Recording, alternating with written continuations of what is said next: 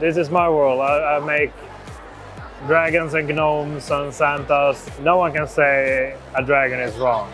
It's like you can put 7 heads and 5 feet and it's still a dragon. And that makes me able to have a lot of freedom sculpting things like this.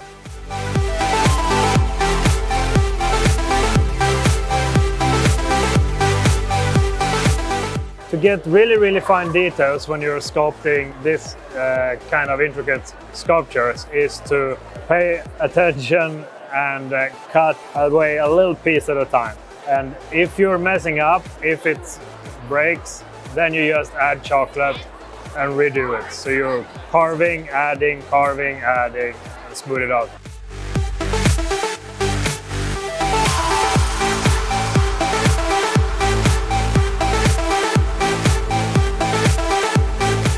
Chocolate doesn't melt by just being in regular room temperature, 70 to 80 degrees. It stays solid.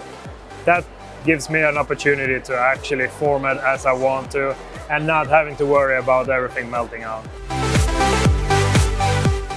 It's chocolate. Like, who doesn't want to work with chocolate, honestly?